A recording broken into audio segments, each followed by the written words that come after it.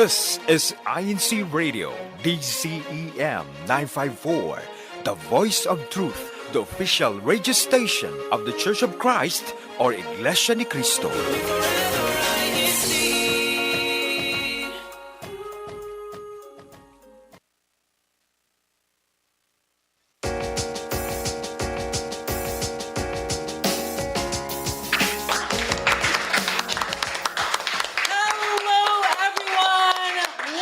Another beautiful Saturday morning. I am your host, Jan Tracy Camacho from the local congregation of North San Diego. And I am Hannah Limon from the local congregation of Chula Vista. And you're watching INCRadio San Diego. Hannah, we have a very interesting topic today. And if you're reading the title down below, it says self-esteem. What is that about?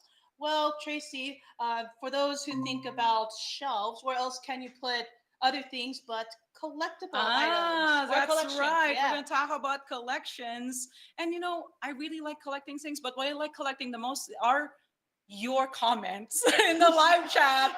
Okay, so make sure before you comment anything there, like this video, share the link with your friends and loved ones, and send us your shout outs. How else can people participate in our show today? So, of course, we do have our discussion questions with our guests later on. And to also chime on in, like you were chatting with us as well, you can leave your comments as well so we can share them on air. Oh, and don't forget, you can also shout out your local congregation in our local shout out challenge. Make sure you stay tuned in until the end of the show so that you can know if your local congregation is one of the top 3 winners. So remember, you can post as many times as you want, but of course, 1 shout out per comment. Yes, that's right. Okay. You know what? Let's not wait any longer. Let's bring this show and put it on. No, don't put it on the shelf. Let's take it off the shelf. Okay. So make sure you also subscribe to the INCRadio YouTube channel. All right. So let's talk about these collections, but we're not going to talk about it all on our own in our duo. Yeah, we have one more to. We have one more to add to our trio. Yes, and you'll see why our outfits may be different, but we coordinated. Don't worry. Let's bring in our special guest. Let's bring him in. Come on down. All right. A very familiar face to everybody, but just in case you don't know who on earth this wonderful man is, can you introduce yourself and tell us a little bit more about yourself? I think that might be too much of an intro. I don't know if I can live up to it. I'm so happy to be here again on INCRadio San Diego. I am Brian Burling. I am an officer here within our ecclesiastical district of San Diego County, California. I am a choir leader over at North San Diego. I'm a children's worship service teacher across the district. I also hold offices within our Christian family organizations here on the district level. I think that covers it. There might be 1 or 2 more in there, but there's a lot of things in there. And then people will see why you are the most qualified guest for this discussion today. I hold some expertise in this area. I do. Well, Hannah, before we go on and ask Brian all these amazing questions that we have lined up today for discussion, do we have anything to ask our live chat? Yes, so again, we had mentioned to join us in our conversation, and we would love to see what you will share with us today and maybe learn about new things with our fellow viewers here and listeners. So our first chat question is, do you have a collection of anything? If so, what do you collect? Let us know. I'm excited to read everybody's comments for this one. Hannah, do you collect anything? Yeah, I think I do. I think it's just on the top of my head. Is that a hint? Figuratively. Okay. Tracy, help me out here. What's behind door number 1? What are these, Hannah? All right. So for those who may not see, and I will bring up one up here. These are ear headbands. If you can tell with the 2 mouse ears, very distinctive trademark. I guess this was an unofficial collection that I've done throughout the years. If you could put that aside. Every time I would visit this attraction theme park, I just happened to buy maybe 1 or 2. I'm not one to just give me all the ears, or I want every single one of them. Of course, there's an appeal with what I feel drawn to, or favorite characters, movies, or TV shows. So of course, each one is unique to the time when something big has premiered. I have a few of those trademarks as well that are familiar in some comics or superheroes, and some that are just more for the aesthetic. So one that's leather chained, or another with a bow, or a single color, or just plain ears, no bow at all. Just something simple. As you kept on adding over time, at what point do you stop and go, hey, this is a collection now? I think Like, what is that level, I think for my oldest set of ears, this is special because this was when I went for before my high school graduation for an event called for graduates. They get to spend time at the park, and there's different events for the high school graduates. So this is special because it's from class of 2014. Oh, wow. So for every year that they release these, you won't find these ever again unless you buy them offline or something. So it's special to me. I have another one here, and I graduated grad school, a little more subtle than the usual cap and stole or mortar board here. So and then when I traced back to a previous activity we had, I thought, I've collected these for so long, I think this counts as a collection. So I bought them out. This is just a portion of them. So of course, I feel we have other collections we're going to talk about that we can't physically bring with us, but we do have pictures. There's not enough shelf space here. There's not enough shelf space, but we will have the time to talk about it in our discussion. Yes, right? That's right. And as we're going about this discussion today, we're going to mention franchises, companies, properties. And just so everybody knows, we're not sponsored by any of these companies, but it's still fun to talk about them and actually tell you what these franchises are.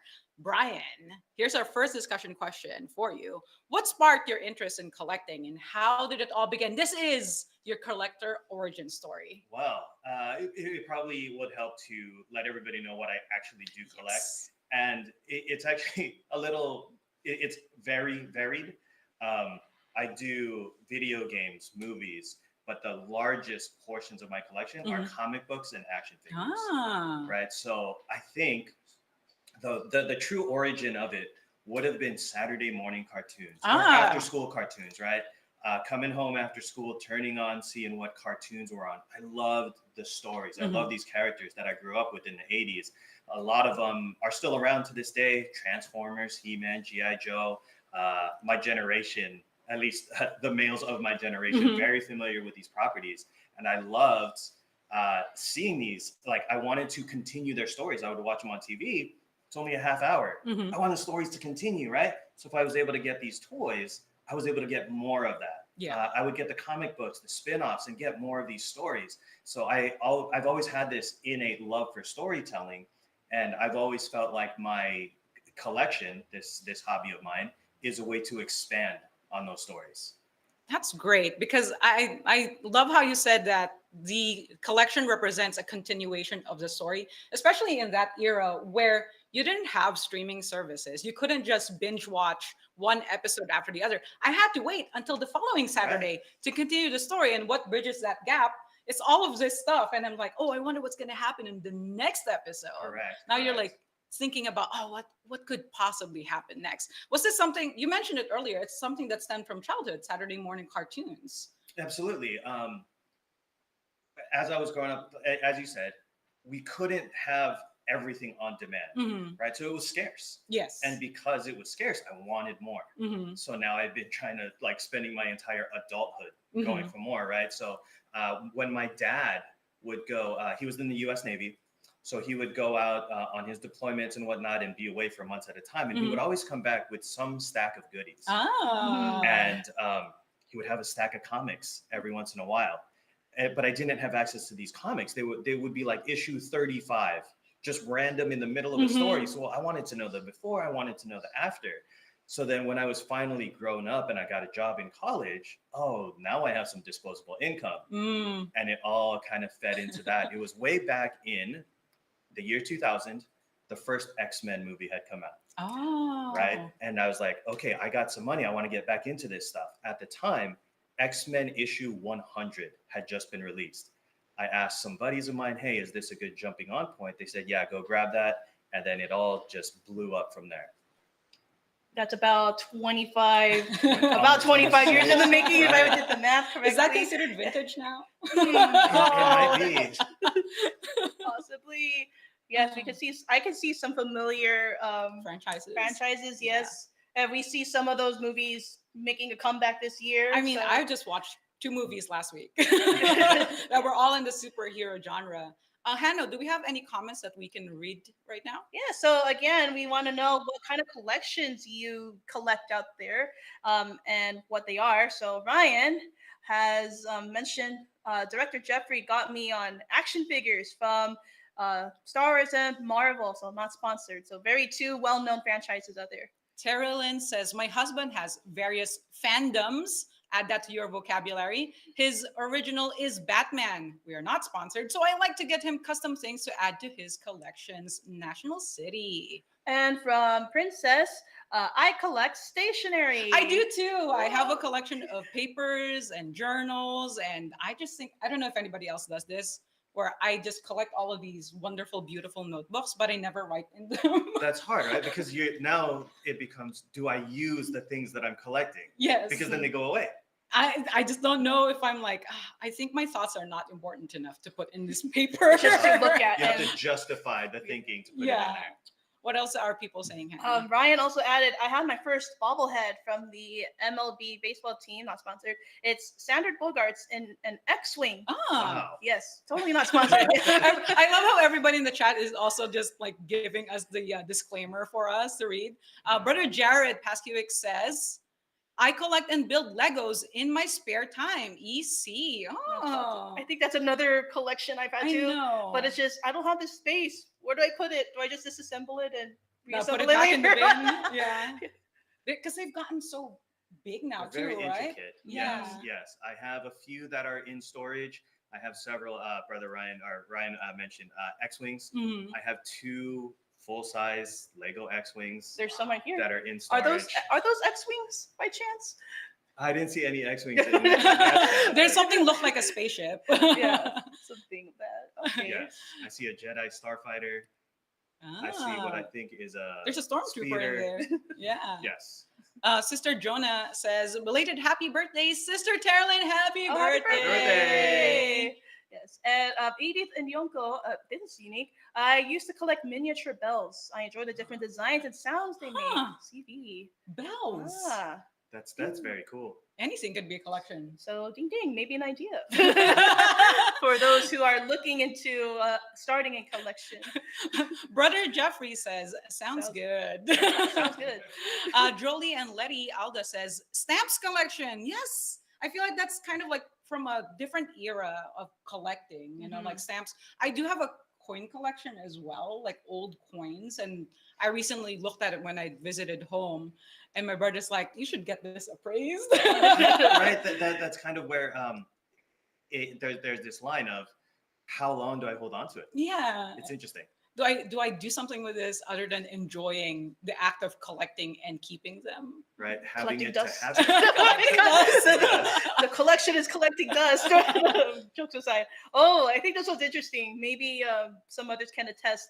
Lei Nacional says, I used to collect mugs from a popular coffee company. We know. I know. The travel series, yes. From every country and state we visited, I stopped because we ran out of room in our house. They take so much Anyone's room. moms who does this too? I know somebody who does this too. Like anytime somebody visits somewhere, somebody's raising their hand in Yes, the live yes. audience. So, for your moms who ask you, hey, can you buy me this if you're visiting Yeah, you're going Seattle, to another place, right? another state? The difficulty with that is when you travel, you got to fly back. You gotta bring That it means you back. got to pack that mug Yeah. very carefully. Make sure right? it doesn't break in transit. That's one of the challenges as a collector. I go to a lot of conventions. Mm. I got to bring that from the convention back home somehow. Safely. Right? So, exactly, without getting it damaged. I just paid X amount of money for it. I got to make sure it makes its way back home.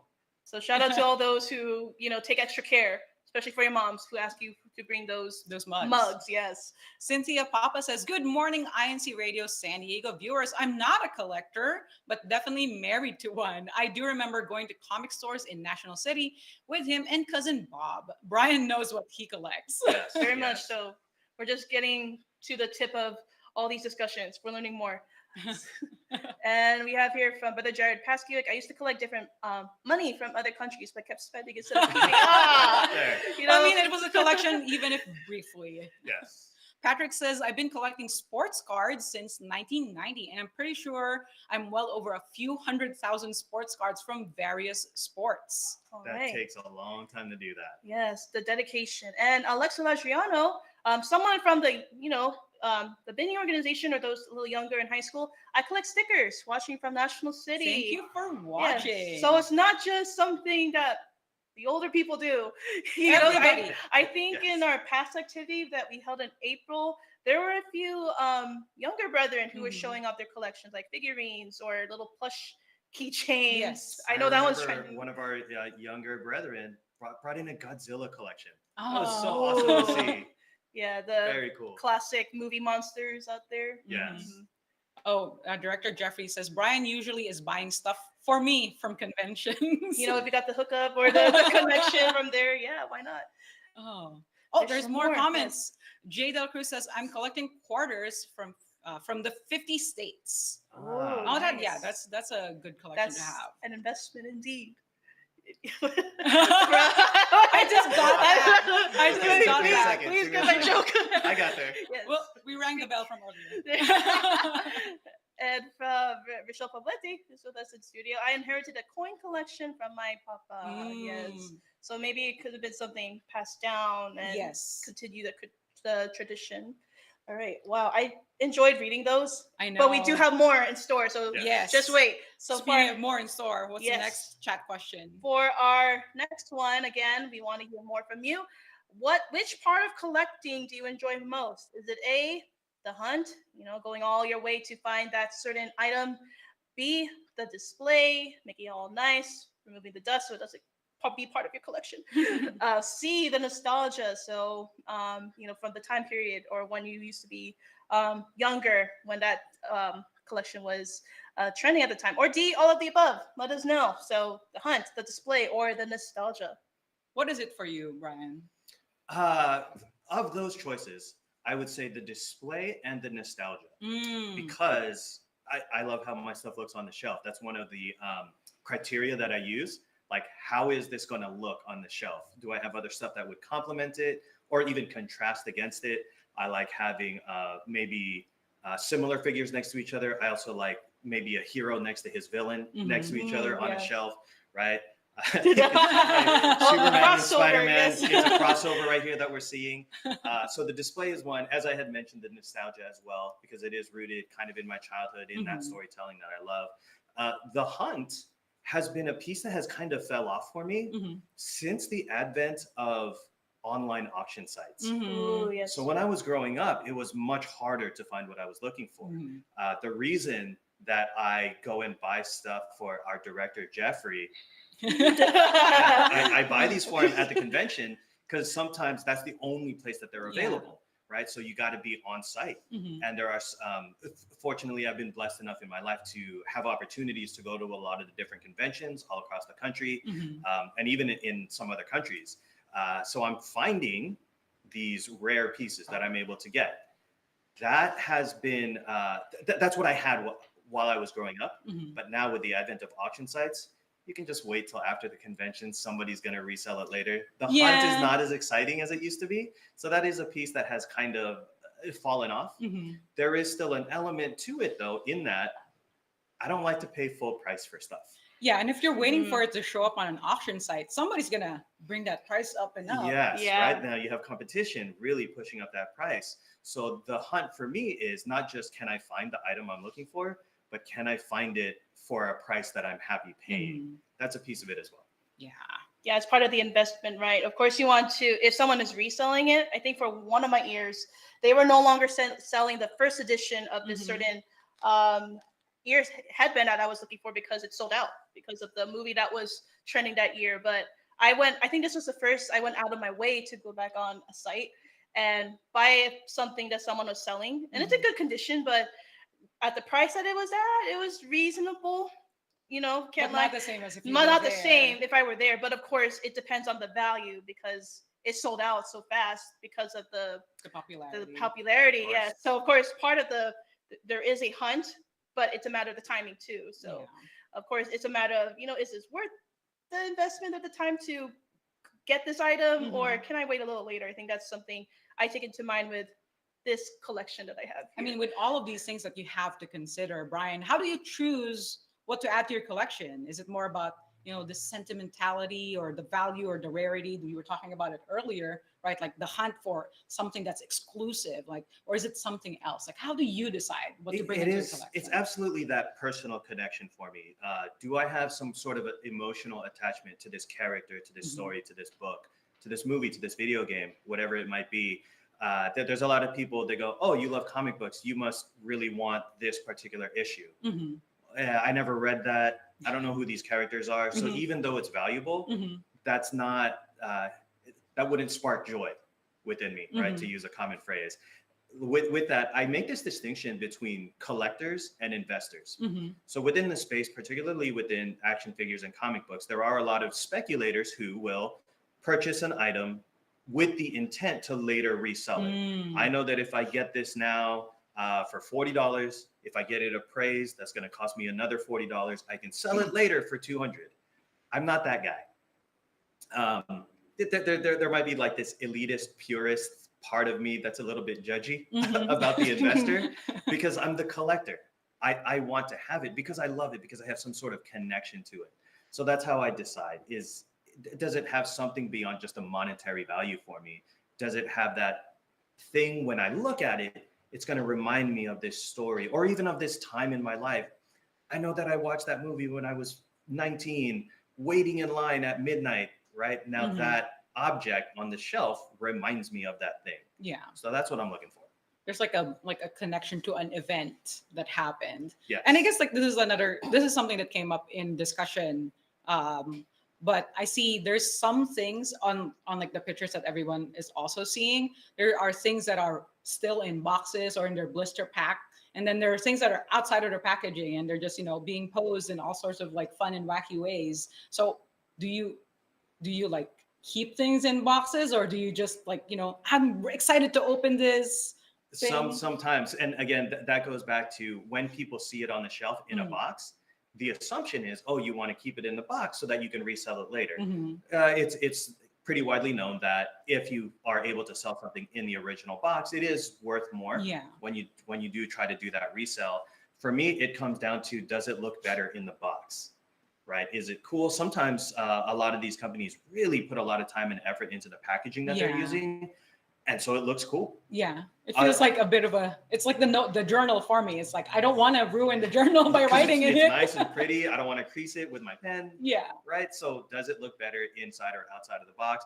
And I also know that with some collectors or some of the manufacturers out there of toys in particular, they might look great in the box, but they don't stand well. Right. There's a lot of companies that will now include a stand so that it will be able to stand. And if there's an earthquake, it's not going to fall. I know of some companies out there that are notorious for weak ankles on the feet. They didn't work. That's very specific. They skip leg day. So then when you try to stand them up, they're falling over immediately. That's so knowing those companies, those I will typically keep in the box. And our director says a lot of convention exclusives goes heavy into the packaging. Yes. With the convention exclusives in particular, it specifically says exclusively only at Comic-Con, exclusively only at PAX or whatever the event may be. So then because it has that, again, it increases its resale value later. So have you had like anything that's kind of memorable in terms of, this quest for an item, this quest for a figure or a comic book, something that's super rare? Have you ever had that experience, or are you still looking for that? I've had that experience quite a few times. I do like to collect full sets. So one of the images that we saw, it's from a Japanese company called Kotobukiya. They got this series called Artifacts. So I made it a point to try to get like as many of those characters as I could. One of the things that I've made progress on actually this summer it's so fortunate that we live in San Diego and we have the largest comic convention in the United States. Tickets you could buy it now. You can't yet. Not yet, but get ready. Tickets haven't been released, but even the tickets are hard to get. People collect those tickets. But being able to go to that show every year, I was able to make some progress. There is this series that some of our viewers might be familiar with called Sandman. They recently released a series on Netflix based on a long-running comic book. They have which these. you have here. These are called absolute editions. They're these big edition books. You can see it has this nice slipcase cover, leather bound, really gorgeous book. This is oversized. They take the art, they blow it up. So it is in a larger presentation, and you get to see a lot more of the detail. There are 7 of these books. Oh, wow. And I've been picking them up, one book here or there. I wasn't collecting them in order. This summer, I was able to finally pick up book 4. So now I have 6 out of the 7 books. Nice. Right? One so more. That's kind of been my race. There's one more out there. But the key is, again, I don't like to pay full price. Yes. So these books are typically retail price at between $125 and $150. That's an investment. The one that I saw was $75. Oh, So you got a good deal. I had to snatch it up, grabbed it. I was so happy to find it there. You need the knowledge of how much do these go for retail to know that you're getting a good deal. Exactly. Too. Exactly. So it just goes beyond just buying all of these things, like the research that goes into like what should I add next to my collection. Right. It's not just an impulse buy. Is it something I'm going to Correct. bring into my home, into my shelf space? Yes. Hannah, we asked them a question earlier. Right? Yes, indeed. So just to recall, we asked which part of collecting did you enjoy the most? A, the hunt, B, the display, C, the nostalgia, or D, all of the above. Most are saying D. D, all of the above. So everybody loves the hunt, the display, and the nostalgia. Patrick says, I also used to collect a certain athlete's shoe and recently wore some from 1996. And they pretty much fell apart and the sole separated from the main shoe. I was there. I saw this happen before my eyes. You can attest. Such a shame. All right. So Brother Jared Pasco says, I don't see the fish anymore. We had a fish in the background. It was collecting dust. It was having a collection of its own. So it was starting its own collection. Kat Berling, who is that? That is my wife. Good morning, INC Radio, especially my husband, Brian Berling, who has rebranded hoarding as collecting NSD. Kat mentions that I started collecting fridge magnets. And the nice thing is that my late dad traveled a lot. So I have his gifts on my fridge to remember him every day. Aww. All right. And of course, she says the nostalgia. So like she mentioned, the story behind where, when, and how they collected that item and for the reason. Patrick also says, for sports cards, for me, it's the chase or hunt and the future hope. I lost it. I don't know where it went. Oh, vintage sports items have recently been considered investments. All right. And Rachel Poblete says, today it's the hunt. So, hey, friends, not sponsored. The Ninja Turtles X Hello Kitty collab pieces are too cute. Let's go. Oh, so if you're they're waving it in the background. Yes. I know. I started getting tempted, like, oh no, if I get one, I gotta get the it's rest. going to get started. So I am trying to hold back.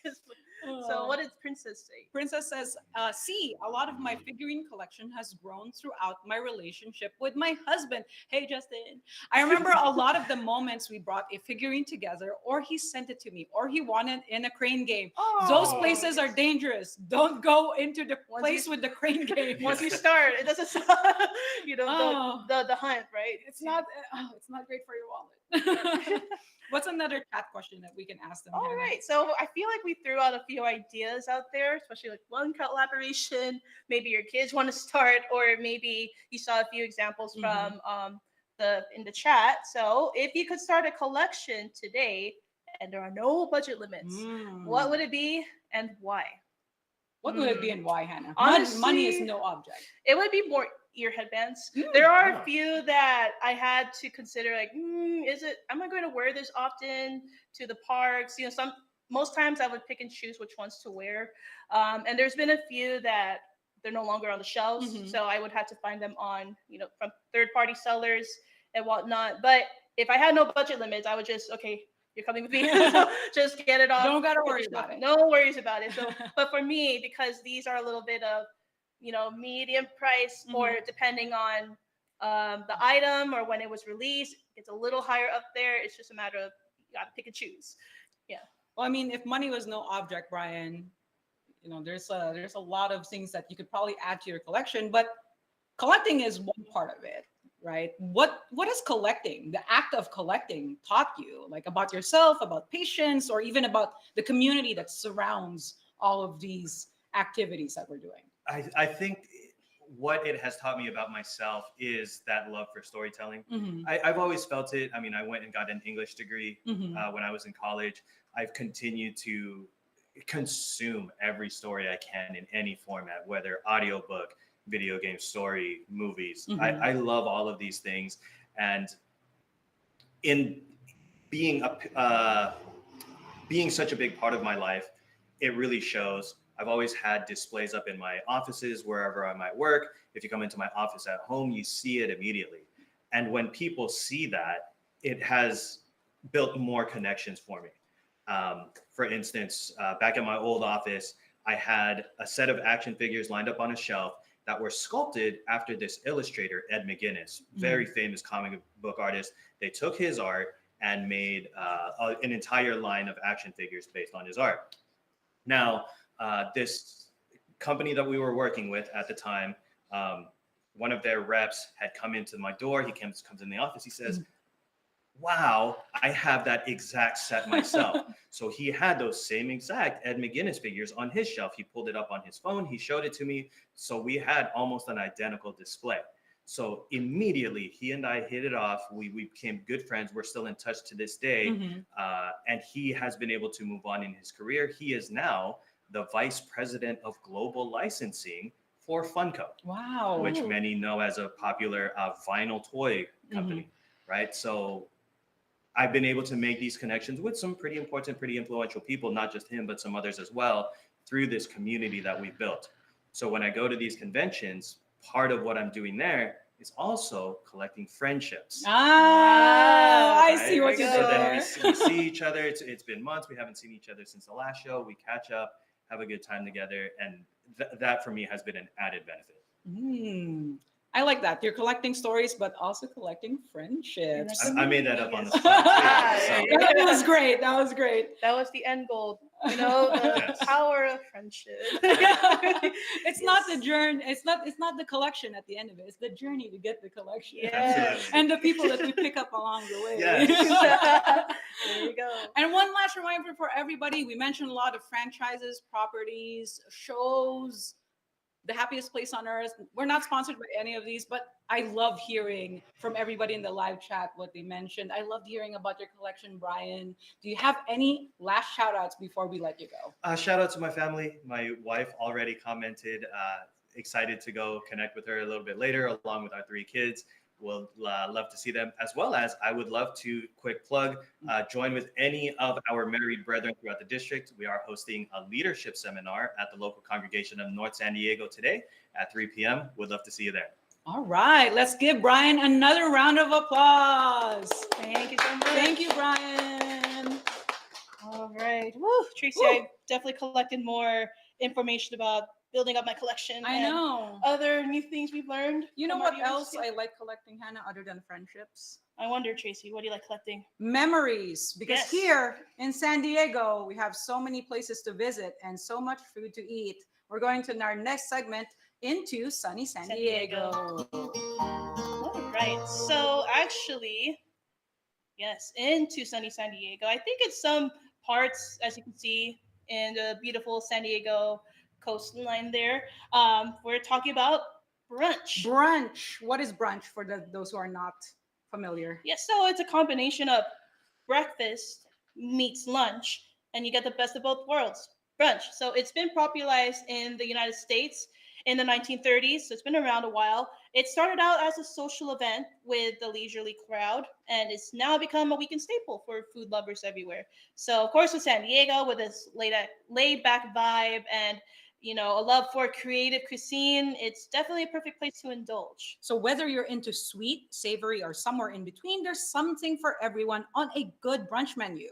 Craving for comfort food, you can have smoked beef brisket hash or creamy polenta paired with pork belly. That sounds really good. Yes, or if you prefer something lighter or plant-based, you have vegan hash and squash blossom corn cakes, which bring both flavor and flair. Yeah, so very creative, a fusion of breakfast and lunch, best of both worlds. That looks delicious right there. And so for those with a sweet tooth, That's me. Yes, and for me too, depending on the day. How about some churro donuts or powdered sugar beignets? So French powdered donuts or French apple pie pancakes. Yes, they exist.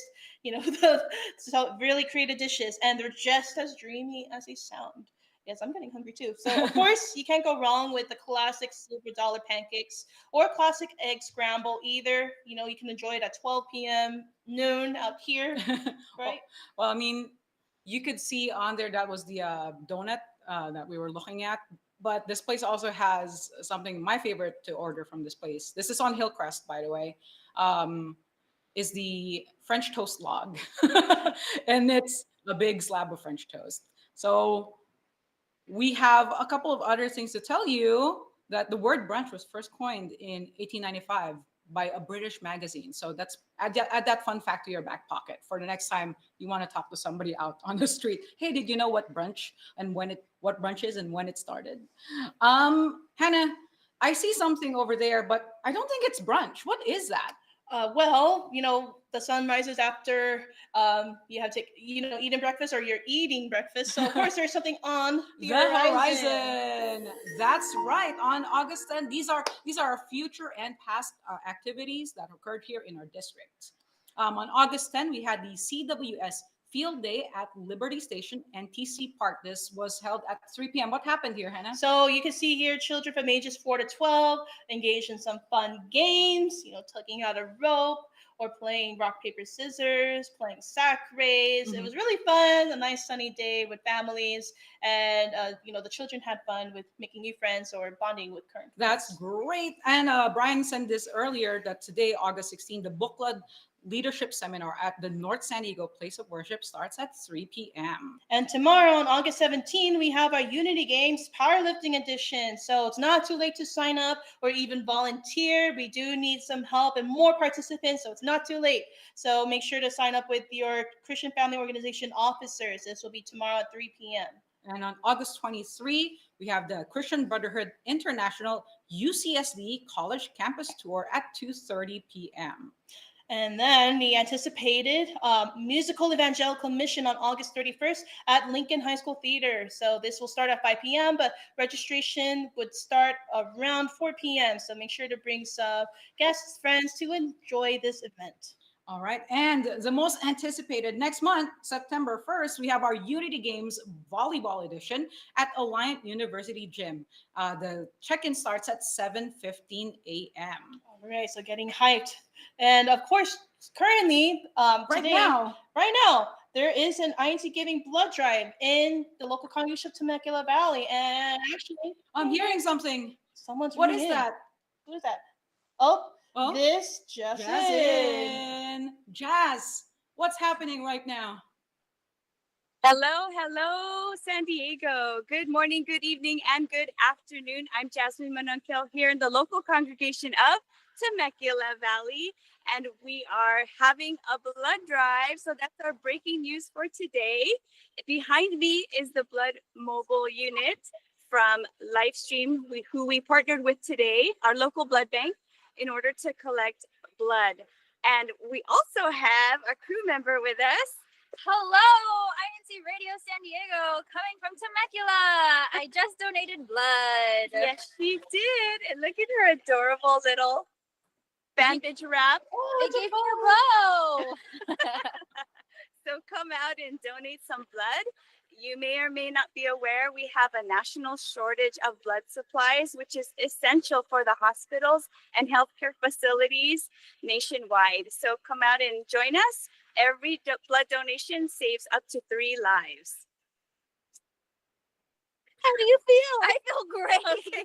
It's been a while since I've been able to donate blood, so being able to do it today makes me super happy. It just is a perfect way to start my day. Yes, so come on and join us. We'll be here until 1 o'clock this afternoon, and we look forward to seeing you all here. Thank you so much. Back to you there in the studio. Thank you, Jazz and Taylor. Director Jeffrey says, be positive. All right, and that's what's on the horizon for the San Diego Satellite Studio. Hannah, I'm getting hyped. I'm so positive I'm getting hyped right now. Why are we getting hyped? Well, I hope we collected enough engagement that's right.